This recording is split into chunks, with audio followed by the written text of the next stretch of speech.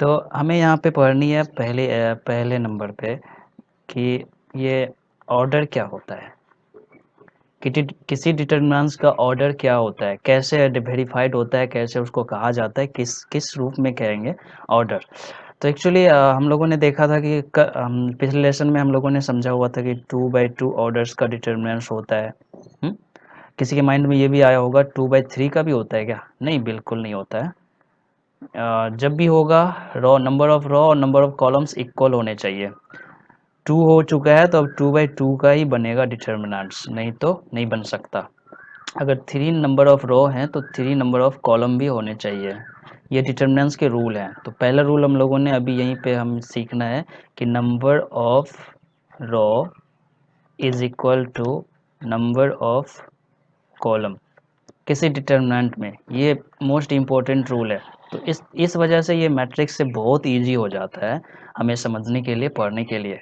कोई भी गलती से नहीं कहेगा कि अगर किसी डिटरमिनेंट में 5 एलिमेंट्स हैं तो बताओ वो कैसे कैसे अरेंज होगी। ये हो ही नहीं सकता, 5 एलिमेंट्स हो ही नहीं सकता। सोचो किसके 2 बार मल्टीप्लिकेशन पे 5 आता है नहीं आता ना। तो एलिमेंट हो सकता है या तो किसी डिटरमिनेंट के अंदर एलिमेंट या तो टोटल 4 हो सकते हैं या टोटल 9 हो सकते हैं। ठीक है, इस तरह से या तो 16 हो सकते हैं। हर एक एक स्क्वायर होता है। जैसे 4 एलिमेंट है तो इसका ऑर्डर क्या हुआ होगा, 2/2 हुआ होगा। 9 एलिमेंट है तो इसका ऑर्डर क्या हुआ होगा, 3/3। 16 एलिमेंट है तो इसका ऑर्डर क्या हुआ होगा, 4/4। और बहुत इंपॉर्टेंट सवाल इन सब को लेकर के बोर्ड एग्जाम्स में आते हैं।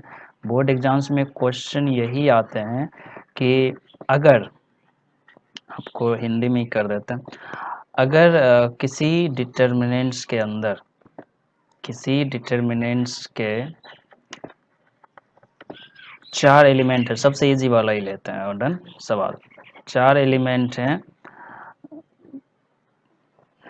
तो उस एलिमेंट को कैसे कैसे सजाया जा सकता है और कितने तरीके से सजाया जा सकता है, तो उसे अरेंज करने के लिए कितने तरीके हैं। डिटर्मिनेंट्स के अंदर अरेंज करना है तो आपके पास टोटल कितने एलिमेंट है, सिर्फ 4 ही तो एलिमेंट है। इन 4 एलिमेंट को देखो, किसी स्टूडेंट के माइंड में ये आ सकता है। अब 4 एलिमेंट है तो हमारे दिमाग में पहली बात क्या आएगी कि वो 2/2 ऑर्डर का डिटर्मिनेंट्स है, तभी वो तो 4 हुआ होगा, नहीं तो नहीं हो सकता।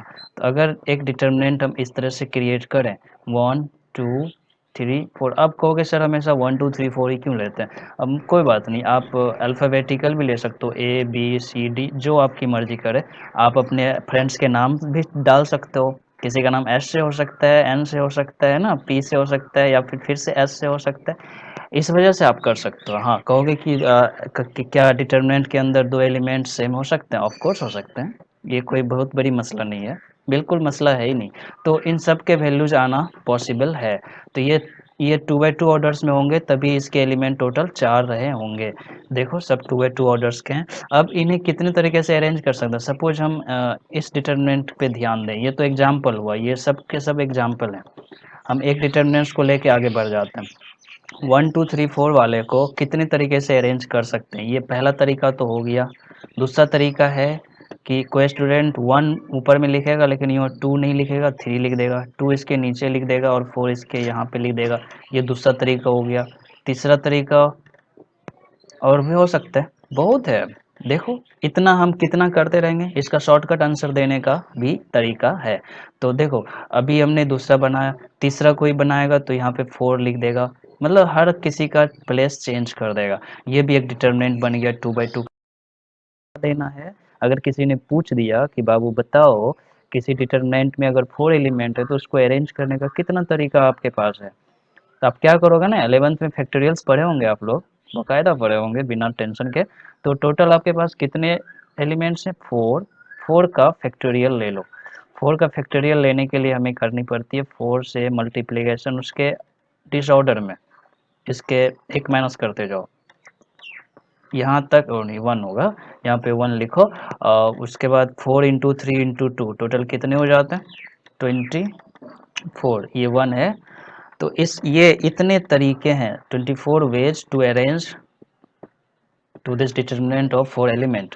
ओके, तो हमारा शॉर्टकट में जल्दी जल्दी आंसर क्या होगा ये। और ध्यान रखना इस तरह के सवाल, इस तरह के क्वेश्चंस, इसी तरह के क्वेश्चंस बोर्ड में ऑब्जेक्टिव्स में आएंगे और आते ही हैं, तो आपके एग्ज़ाम के टाइम में भी बिल्कुल आ सकते हैं। तो ये फैक्टोरियल्स माइंड में रखना, इसी से आंसर आ जाएगा। कहा जाए कि अगर किसी डिटरमिनेंट के अंदर 16 एलिमेंट है तो 16 का फैक्टोरियल निकाल के फटाफट उसे मल्टीप्लाई करके उन्हें बता दो। कहाँ तक करोगे? ये चलता जाएगा, रुकेगा नहीं। अभी या 11th लिखाएगा, यहाँ 10 लिखाएगा, यहाँ 9 लिखाएगा, और कैलकुलेटर रखो सामने और फटाफट इसको करके जहाँ तक 1 नहीं आ जाता तहाँ तक इसका आंसर होगा। ये 24 क्या आया? ये जो 1 2 3 4 हम ला रहे थे ना, ये वाला 1, ये वाला 2 और ये वाला 3 आ रहा था। इसको अरेंज करने के बाद उसी तरह अभी 24 नंबर तक अरेंज कर सकते हैं, तब हमें लास्टली 24 पे जाके पता चलेगा कि अब 25th नहीं हो सकता। तो ये एक बहुत अच्छा सवाल होता है ऑब्जेक्टिव्स के लिए। आप अपने में किसी को पूछ सकते हो या फिर खुद से ही पूछो, आपको आता है कि नहीं। डन। तो इसके आगे बढ़ते हैं। यहाँ पे ऑर्डर वाली बात चल रही थी, ये ऑर्डर्स एक तरह से ये और ऑर्डर का पोर्शन कंप्लीट हो चुका है। तो अब आगे क्या पढ़ना है, देखो इसे हटाते हैं। अब हमें क्या सीखना है? अब हमें सीखना है कि तरीका तो सीख गए, अब हमें सीखना है डायगोनल। सेकेंड नंबर पे हमें सीखनी होती है डायगोनल। ये डायगोनल क्या चीज़ है? डायगोनल किसी डिटरमिनेंट के अंदर आप डायगोनल्स बचपन से पढ़ते आ रहे हो। सपोज एक रेक्टेंगल होता है हमारे पास, ये रेक्टेंगल ही क्यों है, स्क्वायर भी तो होता है। तो ये कॉर्नर से कॉर्नर जब कोई लाइन हम क्रिएट करते हैं ना, ये डायगोनल कहलाता है। डन। तो यहाँ भी यही बात है। तो सपोज सोचो कि ऊपर वाला ये वाला पोर्शन नहीं होता हमारे डिटर्मिनेंट में। अगर किसी डिटर्मिनेंट ऐसा है, चलो 2/2 ही लेते हैं हमेशा, कोई बात नहीं। ए बी सी डी हमें समझना ही तो है। इतना ज़्यादा भारी 5/5 6/6 लेके उलझन में क्यों पड़े, हमें जल्दी जल्दी समझना है। अभी डायगोनल सीखा कि कॉर्नर वाली बात होती है। तो डायगोनल दो होते हैं किसी डिटर्मिनेंट के अंदर, दो डायगोनल। एक होते हैं प्रिंसिपल डायगोनल, दूसरे होते हैं सेकेंडरी डायगोनल। डन।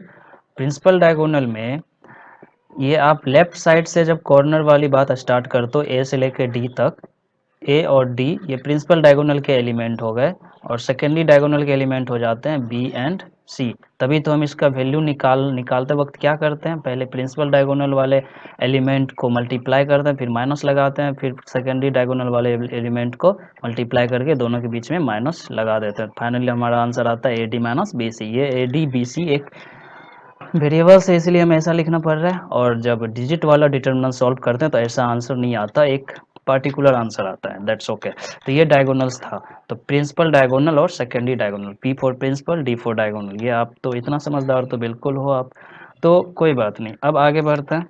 सेकेंडरी से हो गया। अब सॉल्यूशन, हम लोगों ने फर्स्ट लेसन में ही सॉल्यूशन पढ़ा हुआ था कि किसी भी 2/2 ऑर्डर डिटर्मिनेंट्स का सॉल्यूशन कैसे निकालते हैं। सेम यही प्रोसेस है। Principal diagonal minus secondary diagonal के एलिमेंट्स का मल्टीप्लिकेशन, एक दूसरे से डिफरेंस निकालते हैं, तो वो आंसर दे देता है उस डिटर्मिनेंट का। और 3/3 का भी हम लोगों ने सीखा हुआ था। फिलहाल आपको हम एक सवाल देते हैं, इसे आप सॉल्व करना। हम अभी सवाल बनाएंगे नहीं, यहाँ पे आपको हम दे देते हैं। आप जब वीडियोस खत्म हो जाएगी, आप देख के आराम से इसे सॉल्व करके, sin 30 यहाँ पे लिखा हुआ है और इसके सेकेंड में लिखा हुआ है cos 15। डन। फिर लिखा हुआ है इसके नीचे में cos 30। अगर यहाँ पे लिखेंगे आप लोग, मुझे कमेंट में करो। टॉपिक पे सवाल तो बनाना ही चाहिए। कॉम्प्लेक्स नंबर पढ़ा था 11th में, ठीक है। अगर आई की बात करें, यहाँ पे आई स्क्वायर है और यहाँ पे आई क्यूब है और यहाँ पे आई पावर 4 है और यहाँ पे आई पावर 5 है। इनके आंसर्स क्या होंगे, हमें ये भी चाहिए, बिल्कुल चाहिए। अब हमें ये देखो, ये सब 2/2 ऑर्डर्स के डिटर्मिनेंट्स थे। अब हमें आगे बढ़ के पढ़ाई करनी है 3/3 ऑर्डर्स वाले। तो 3/3 ऑर्डर्स, तो जैसे 2/2 ऑर्डर्स में था, हम थर्ड पोजीशन पे इस वीडियोस के पहुंच चुके हैं। थर्ड में पढ़नी है 3/3 ऑर्डर्स वाले को डन। तो 3 by 3 ऑर्डर्स में हमारे कितने टोटल एलिमेंट्स होने चाहिए? 9। तो ये कैसा दिखता है? पहले हमें इसकी रूपरेखा समझनी है। 3 by 3 का मतलब हुआ यहाँ पे भी number of row N is equal to number of column दिख रहा है। इट मीन्स कितने रो हैं कितने कॉलम है? 3। ज़्यादा कम नहीं होना चाहिए। Good. So number of ways to arrange the 9 different element in third order determinant is factorial 9। So हमें यहाँ पे समझना होगा, जैसे हम इसके पहले 2 by 2 ऑर्डर वाले डिटर्मिनेंट्स में जान रहे थे कि 4 एलिमेंट है तो कैसे कितने तरीके से अरेंज कर सकते हैं, तो वही बात है। तो यहाँ पे क्या करोगे, यहाँ पे सवाल पूछा जा रहा है टोटल एलिमेंट कितने हैं? 9। तो कितने तरीके हो सकते हैं, मतलब ways to arrange the element in determinant. तो हमें सीधा-सीधा कितना करेंगे, कैसे करेंगे? वो बार-बार हम डिटर्मिनेंट्स बनाएँगे 3 by 3 में नहीं ना, बहुत टाइम लग जाएगा। तो हम सीधा क्या करेंगे, फैक्टोरियल 9 लिखेंगे और इसका आंसर हम लोग कैलकुलेट करके उसे बता देंगे। डन? इतना मल्टीप्लाई करो तो तुम्हारा आंसर तुम्हारे हाथ में, ये होगा। नेक्स्ट, ये था हर जो 3 by 3 ऑर्डर डिटर्मिनेंट्स में जो 9 एलिमेंट होते हैं वो कितने तरीके से डिटर्मिनेंट्स बनाया जा सकता है, ये उसका आंसर आएगा। डन। तो उसके आगे हमें पढ़नी है साइन। ये नंबर 4 पार्ट होती है किसी डिटर्मिनेंट का, वो भी साइन स्टार्ट हो जाता है क्योंकि हम 3 by 3 ऑर्डर पे पहुंच चुके हैं ना। साइन में हमें पढ़ना पड़ता है साइन। एक्चुअली डिटर्मिनेंट्स में जितना एलिमेंट होता है सबका अपना अपना साइन होता है। खास करके अगर हम 2 by 2 ऑर्डर वाले डिटर्मिनेंट पे ध्यान दें तो यहाँ पे जो भी एलिमेंट रहेगा वो पॉजिटिव रहता है, यहाँ पे जो भी रहता है नेगेटिव रहता है, और यहाँ पे नेगेटिव रहता है और यहाँ पे पॉजिटिव रहता है। डायगोनली एक दूसरे का इक्वल होता है साइन में। ये 2 by 2 ऑर्डर्स के डिटर्मिनेंट्स के प्रॉपर्टीज हैं। एंड 3 by 3 ऑर्डर्स की बात करें तो शुरुआत होती है पॉजिटिव से, फिर नेगेटिव आएगा, फिर पॉजिटिव आएगा। हर पॉजिटिव के बगल में नेगेटिव रहता है, नेगेटिव के बगल में पॉजिटिव। ध्यान से तुम देख सकते हो, बहुत ईजी है। ये बात ऐसी नहीं है कि किसी को समझ में नहीं आएगा। ये हो गए 3 by 3 ऑर्डर्स वाले डिटर्मिनेंट्स के प्रॉपर्टी। साइन साइन ये साइन कन्वेंशन पढ़ रहे हैं हम। डन। तो देखो ध्यान से, ये जो पॉजिटिव है ये इनका प्रिंसिपल डायगोनल के साथ एक जैसा दिख रहा है। सेम बात यहाँ भी, सेम बात यहाँ भी है, प्रिंसिपल डायगोनल के साथ एक जैसा दिख रहा है, और इधर से दिख रहा है ये नेगेटिव अपने एक साथ दिख रहा है। तो वो यही बात होती है डिटर्मिनेंट के साइन कन्वेंशन में। डन। अब हमें पढ़ाई करनी है इसके फिफ्थ पार्ट पे। फिफ्थ पार्ट में हमें सीखना होता है किसी भी डिटर्मिनेंट में किसी भी एलिमेंट का माइनर क्या होता है आखिर। हमें सीखना है माइनर। देखो इससे पहले मैट्रिक्स पढ़ा होगा तो वहाँ भी माइनर्स पढ़ना होता है, तो माइनर्स पढ़े होगे तो आसानी से समझ जाओगे, कुछ खास भारी नहीं है। तो माइनर्स क्या होते हैं? माइनस एक्चुअली 3 by 3 ऑर्डर वाले डिटर्मिनेंट्स में ही निकाला जाता है। आप एग्जांपल ले लो अच्छे से। हम लोग पहले लेसन में अच्छा एग्जांपल लिए हुए थे, 1 2 3 ले लेते हैं, नो प्रॉब्लम। तो जब भी माइनर निकाला जाएगा तो 3 by 3 ऑर्डर वाले डिटर्मिनेंट्स में ही निकाला जा सकता है। उसके बाद 2 by 2 में एक माइनर माइनर के लिए एक एक्स्ट्रा एलिमेंट होना चाहिए। तो यहाँ पे हमारे पास टोटल 9 एलिमेंट हैं। हम माइनर्स निकालते हैं तो किसी एक पार्टिकुलर एलिमेंट के लिए निकाला जाता है, तो वो भी एक पार्टिकुलर रो या कॉलम से होना चाहिए। जैसे देखो हमारे पास 3 रो हैं, 3 कॉलम भी है। पहले रो में 1 2 3 है, सेकंड में 4 5 6 है। इस तरह से आप कॉलम में क्या-क्या समझ सकते हैं। नाउ हम माइनर पे आते हैं। माइनर क्या होता है, अगर हम रो 1 की बात करें, रो 1 को कंसीडर करें तो इसके पास है 1 2 और 3। 1 का भी माइनर निकलेगा, 2 का भी निकलेगा, 3 का भी निकलेगा। ऐसा नहीं है कि सिर्फ रो 1 पे ही ध्यान दिया जा सकता है। रो 2 R2 में हम ध्यान दें तो 4 5 6 पे ध्यान देना पड़ेगा। डन। तो सब एलिमेंट का माइनर निकल जाता है। अब निकलता कैसे है ये मैं आपको बता देता हूँ। आप सब एलिमेंट्स के अपने से निकाल लेना। सपोज हमें 1 का निकालना है, तो 1 का निकालना है तो 1 लिखना पड़ता है। एक फिर से एक डिटरमिनेंट क्रिएट करना पड़ता है। 1 कहाँ पे है इस डिटरमिनेंट में? इस जगह पे है। तो 1 जिस रो में है उस रो को समझो कि यहाँ से गायब है ही नहीं वो। उसे ढक दो पेन से, और नीचे जिस कॉलम में 1 है उसके नीचे जितने सारे एलिमेंट हैं समझो वो बिल्कुल है ही नहीं। इट मीन्स आपके पास बच जाते हैं 5, 6, 8, 9। तो आपको इस 4 एलिमेंट को 2 बाय 2 ऑर्डर वाले डिटरमिनेंट्स में अरेंज कर लेना होता है जैसे के तैसे। अब आते हैं यहाँ पे 2 पे। 2 का साइन क्या होता है? ये मिडिल में है, देखो यहाँ साइन नेगेटिव है। तो हमें यहाँ पे नेगेटिव देना होता है, 2 लिखना होता है, फिर एक डिटरमिनेंट क्रिएट करेंगे वैसे ही। 2 किस रो में था? फर्स्ट रो में था, मतलब फर्स्ट रो पूरा का पूरा गायब समझेंगे, और 2 सेकंड कॉलम में था, सेकंड कॉलम पूरा का पूरा गायब समझना है। तो हमारे पास बच जाते हैं 4, 6, 7, 9। इस वजह से हमारे पास अ, हो गए। फिर आगे आते हैं 3 पे ध्यान देते हैं। 3 जो होता है 3 पॉजिटिव साइन के साथ फिक्स होता है। तो 3 के लिए हमें यहाँ पॉजिटिव लिखना होगा, फिर 3 लिखना होगा, फिर ये, और 3 देखो फर्स्ट रो में है तो फर्स्ट रो के किसी एलिमेंट को अब हाथ नहीं लगा सकते हम, और 3 जो है थर्ड कॉलम में है, थर्ड कॉलम के किसी एलिमेंट को हाथ नहीं लगा सकते हैं। तो इट मीन्स हमारे पास फाइनली बच जाता है 4, 5, 7, 8। वो एक इस तरह से दिखेगा। एंड फाइनली हम यहाँ तक पहुँच चुके हैं। अब आपको याद आ रहा होगा फर्स्ट लेसन में हम ये कर चुके थे, इसका सॉल्यूशन कैसे किया जाता है। 1 से किसी को मल्टीप्लाई करो, कोई फ़र्क ही नहीं पड़ेगा। जी, बिल्कुल नहीं पड़ेगा। अब ये 2 बाय 2 ऑर्डर वाले डिटरमिनेंट को सॉल्यूशन सबको पता है। Principal diagonal minus secondary diagonal के एलिमेंट का मल्टीप्लिकेशन करते हैं। 9 इंटू 5 करोगे, ये सब करते जाओगे। फाइनली आपका जो आंसर आएगा वो एक इस डिटरमिनेंट का आंसर देगा। अब माइनर कहाँ निकला? माइनर कहाँ निकलता है देखो, माइनर निकलता है ये जो आप देख रहे हो ना 1, ये हुआ 1 का माइनर। ये जो आप देख रहे हो 2 से लेकर के यहाँ तक ये हुआ 2 का माइनर। ये जो आप देख रहे हो 3 से लेकर के यहाँ तक 3 का माइनर। मतलब यहीं तक नहीं छोड़ देना। हमारा आंसर लास्ट में क्या आएगा ध्यान से देखो। हमें 1 का माइनर निकालना है तो 1 हमारे पास आया लास्ट में, इसको कर ही लेते हैं। 9 इंटू 4 5 कितना होता है? 45 होता है।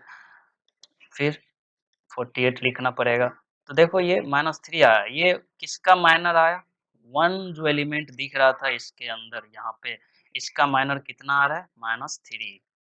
इसी तरह 2 का माइनर आपको निकालना होगा अलग से, 3 का माइनर अलग से निकालना होगा, 4 का माइनर निकालोगे, फिर 4 पे ध्यान दोगे तो 4 और 5, 6 कुछ में हाथ नहीं लगाना चाहिए, 2, 3, 8, 9 इस तरह से आपको करना पड़ेगा। तब आपके सारे माइनर्स कंप्लीट हो जाएँगे। और एक बात याद रखो, किसी भी डिटरमिनेंट्स के अंदर जितना एलिमेंट होता है उतना माइनर उसके अंदर कंक्लूड होता है। जी, बिल्कुल। यहाँ तक ठीक है? अब आगे बढ़ते हैं। हम फिर कोफैक्टर निकालने के लिए हमें माइनर तक पहुँचना ही पड़ेगा। कोफैक्टर का सीधा-सीधा मतलब समझ लो साइन, अभी-अभी इसके पहले माइनर, इसके बाद जो इतना करने के बाद जो आंसर आएगा, वही है कोफैक्टर। ठीक है? जी, तो हम लोग 3 बाय 3 ऑर्डर में अभी-अभी 1 का जो माइनर निकाले हुए हैं, 1 का माइनर कितना आया? -3 आया था, ये माइनर हुआ। तो 1 का कोफैक्टर क्या होगा? हम ऐसा लिखेंगे, अगर 3 बाय 3 ऑर्डर में कोई डिटरमिनेंट था जैसे 1, 2, 3 से लेके 9 तक वाले एग्ज़ाम्पल वाला, तो हम लिखेंगे एक-एक करके माइनर ऑफ एलिमेंट 1 इज़ -3, -3 तो इसका माइनर आया था। Cofactor cofactor of element 1 is equal to sign into minor. तो साइन क्या है? 1 कहाँ था? फर्स्ट पोजीशन पे था। फर्स्ट पोजीशन वाले का साइन क्या होता है? प्लस होता है। प्लस इंटू इसका माइनर क्या आया है? -3। तो इस वजह से हमारा फाइनली कोफैक्टर भी 1 का क्या निकल रहा है? -3। इट मीन्स ये बहुत ईज़ी है कहने के लिए। 2 का भी कोफैक्टर निकलेगा, 3 का भी निकलेगा। पहले 2 का माइनर निकालना होगा, फिर उसके साइन माइनस से उसको मल्टीप्लाई करना होगा, तो इस वजह से 2 का कोफैक्टर निकल जाएगा। तो ईज़ी है, बहुत ईज़ी है बाबू, ट्राई करो, समझ जाओगे। तो यहाँ तक हम स्टॉप रखते हैं। कल से हम लोग पढ़ेंगे प्रॉपर्टी ऑफ डिटरमिनेंट्स। तो हम नेक्स्ट लेसन से, कल से, ये हम वादा नहीं कर सकते कि कल ही से पढ़ेंगे। नेक्स्ट लेसन जब आपके पास पहुँचेगी उसमें होगा हमारा प्रॉपर्टी डिटरमिनेंट्स का। प्रॉपर्टी इनके कितने हैं मैं आपको बता देता हूँ। प्रॉपर्टी 1 पढ़नी है, 2 पढ़नी है, 3 प्रॉपर्टी भी है, 4 है, 5 है, 6 है, और 7 प्रॉपर्टी है अलजेब्रिक को लेकर के। सो फाइनली हम लोगों ने डिटरमिनेंट्स में 2 बाय 2 ऑर्डर्स के एलिमेंट्स, रो एंड कॉलम्स के बारे में सब कुछ जान चुके हैं। तो हमें आगे बढ़नी चाहिए, ऑब्वियसली आगे बढ़नी चाहिए। अगर किसी को कोई प्रॉब्लम है तो आप कमेंट में कमेंटबाजी कर सकते हैं, नो प्रॉब्लम।